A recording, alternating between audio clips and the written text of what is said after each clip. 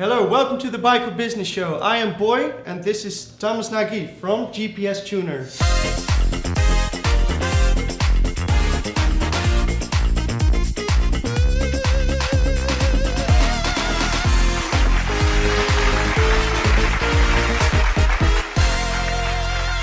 Welcome.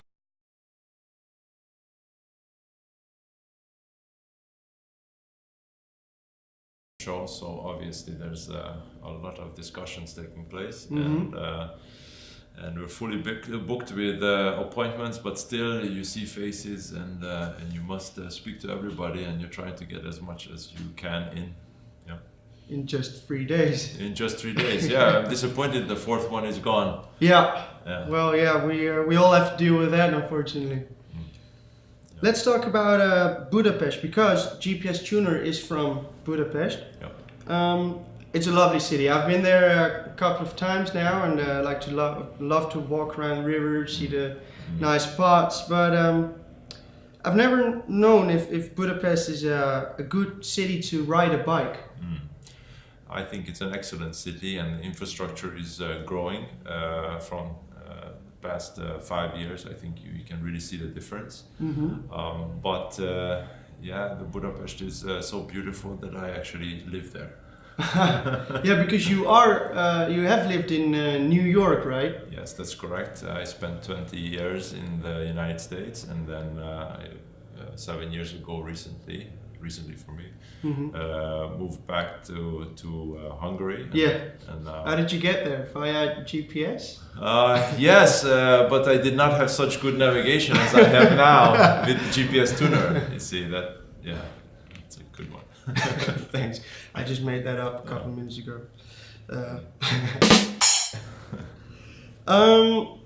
So you are from New York, and you work in Budapest now, and for a GPS company. And how does GPS or GPS Tuner contribute to the riders or experience of a city? Well, the history of GPS Tuner is coming from outdoor navigation. So we have always been involved in creating software for people who are active in the outdoors. And certainly bicycle was a part of that. But slowly it has evolved into a very big focus of GPS Tuner for the bicycle industry. We have started out making an application for Windows Mobile, and then transitioned that over to different smartphone platforms, and also moved into the OEM segment. So we started making navigation for dedicated devices. And the dedicated device would be like a Mio Cyclo 500 or something like this. This is our first product that we were supporting. And from there, we had a very special focus to the bicycle industry and creating routing algorithms that are very specific for cyclists. And so this is our tradition. This is what the company has been doing for such a long time. And so, with regards to cycling, it's exciting for GPS Tuner, and we're in this space for a long time. And so you have a software, you have a module that you can put on both a device and the telephone, and it sends data back. Or you also have for OEM. People can track data from that point, from the device to see whether maintenance is needed, right? Yes. And could you explain? I'm struggling with the language because I'm not really a technician. Yes. I'm just a pretty face. Yes. I'm giving myself a huge compliment. Did you see that? Not a bad position.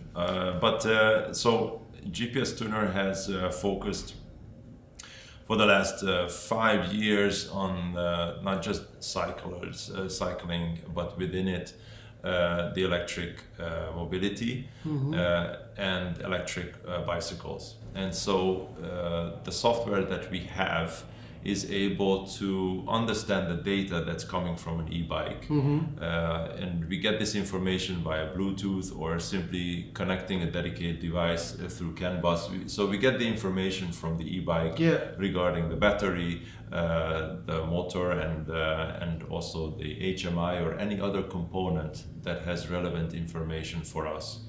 So once that gets into our software, then we repurpose that data to make calculations for range, for example. And here I can give you an example. Please do, So what we are doing for OEMs as a white label solution, and also for customers who can download this application and have capability of connecting with a bicycle that they have purchased, they can do the Tahuna software. And in the Tahuna software, you can see this is the real range calculation that we have, which is also patented by GPS Tuner. And so we know exactly how far we can travel from our point. So I see different colors here. Yes. So that means, for example, the greenish color is like the super safe area, and the further you go, so the more purple it gets. That's right. The more riskier or exactly.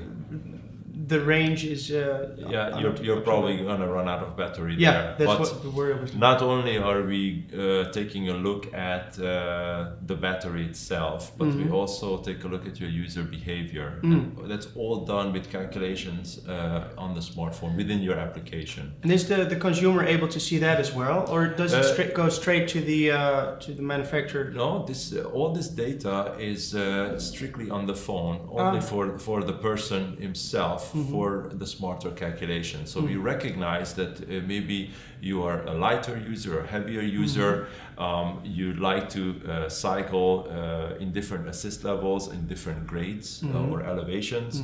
And so we take that into consideration. Sorry. So if we have the same bike with the same setup, with the same state of charge, and I ride with it for 5 kilometers and you ride with it for 5 kilometers, from my profile, it will give me a different range than you, based on what I have given and how I ride. And can it also recommend you a different riding style, for example? Because I can imagine that if you have a battery which you use very intensely, it's bad for the longevity of the battery. This is also possible. These are next generation ideas and features that we plan to implement, but these are easier to do. But what we have in fact done is if you have planned a route, we plan actually 3 different routes, suggested, eco, and the shortest. But here you can see you will run out of battery right there. So in this case, from the elevation model, you see that is the point where you will run out of battery. But if you change your assist level, then your range increases. And so what we're doing is, while you're riding, we're recalculating every so often. And so if we see that something has changed, maybe there's a huge headwind that you're experiencing, or maybe you're tired, then we recommend for you to lower your assist level so you still have ample battery for you to make it to your destination. That's actually counterintuitive, I think. Because when you're getting tired, you want to put more assist level on it, but eventually you will run out easier. It's a decision you need to make, whether you want to have 0 assist and carry an extra 20-30 kilograms with you, or you still have a small amount of assist, but all the way through. So this is a decision. In our experience, it's much better for you to have some assistance for the duration of your ride. Yeah, exactly. Because otherwise you're riding a 23-kilogram bike. That's right. When you're tired, so that's not the best. That's not the best option. Right. No. Yes. What other features are there on it? I'm super curious.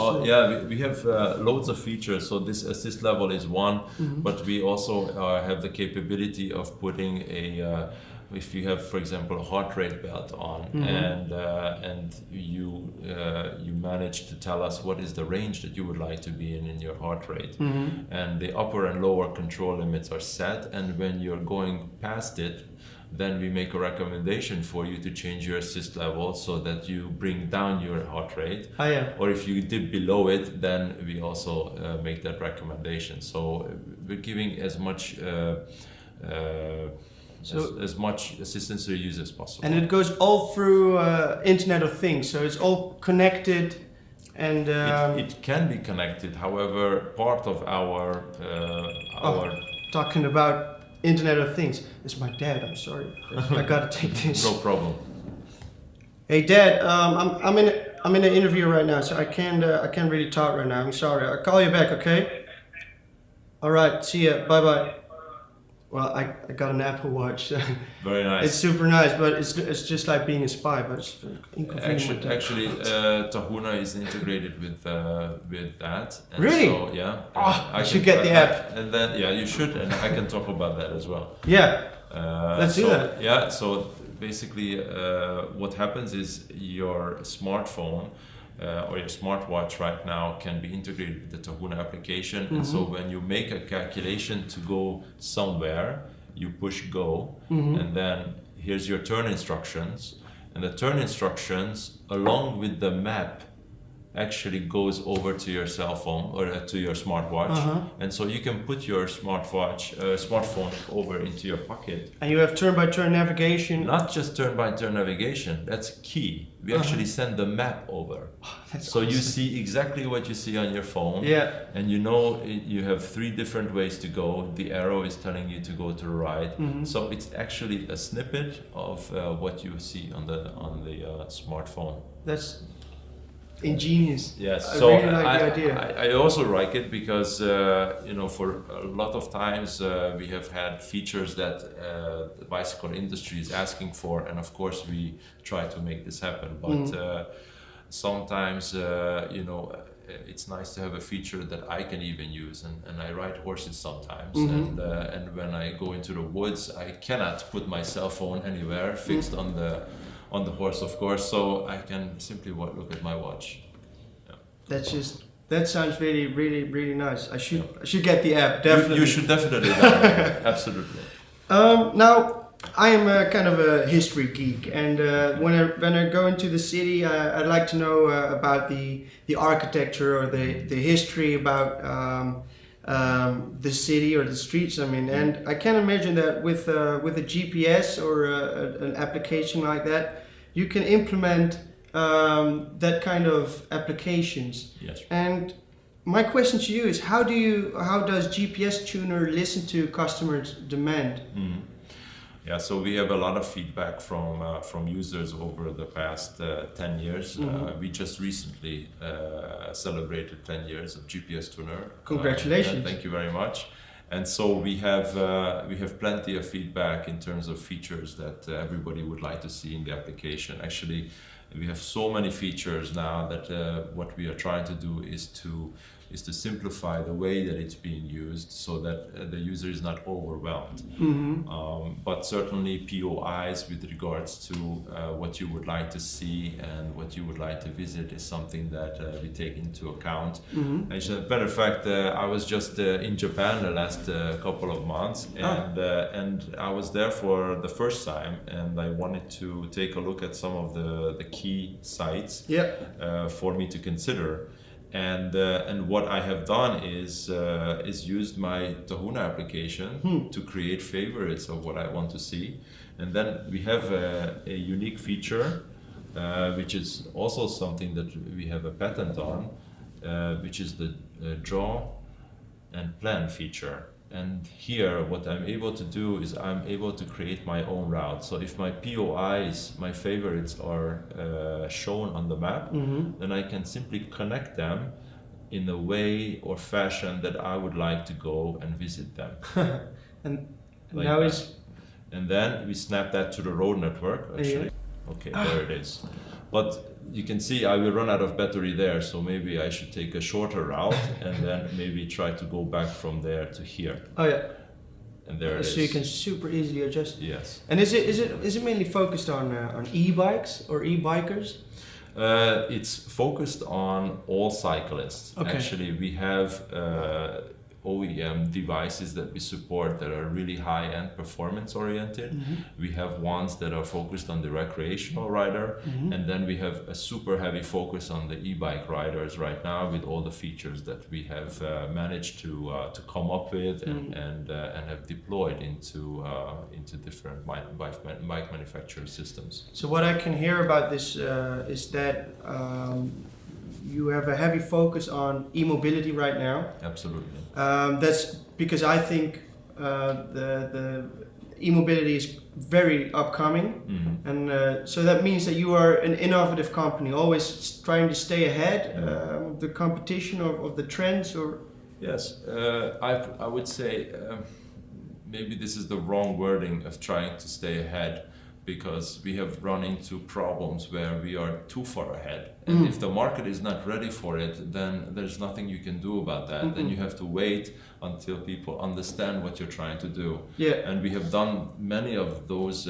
features regarding e-bikes, for example, that were not so relevant. For example, we have a lot of data that we analyze, and that's coming back to us, and we're able to do predictive maintenance for the battery, for the engine. And these kinds of tools, although they are ready and we are showing, some people do not understand the magnitude of change that it brings. The application is able to communicate finally between the manufacturer and the end user. So there's many things, there are many benefits that the end user can enjoy when there's a direct connection. There's feedback, there's notifications for what's going on with the bike. There are fixes that can be done over the air that we're able to push through the application, for example. There's so many benefits for the end user, and there's so many benefits for the manufacturer, because the data that we receive and we analyze can lead them to make better decisions with regards to components, with regards to the longevity of the bike. And that's something that we have been focusing on for a very long time, but the market was clearly not ready to handle this yet. You know? So you can also be too far ahead. Yes, this is the case. Although we don't think we are far ahead, we are just thinking, okay, we are doing what we see is possible. Yeah. But yeah, it's a strange phenomenon. At the same time, we have noticed that all of our features and all of ideas that we have created for e-bikes is really applicable to e-mobility as a whole. So the range calculation with the changes of the data sets can be completely applicable to the e-car, light electric vehicles. Yeah.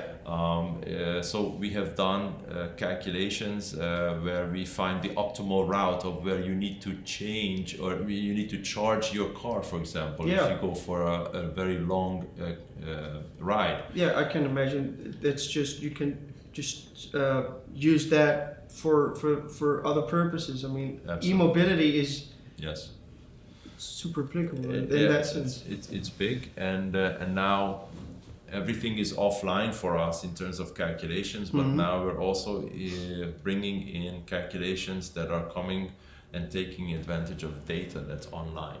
For example, the weather, the wind. The wind is a big factor. Yeah, you were just talking about that. Yes, part of our display at the booth.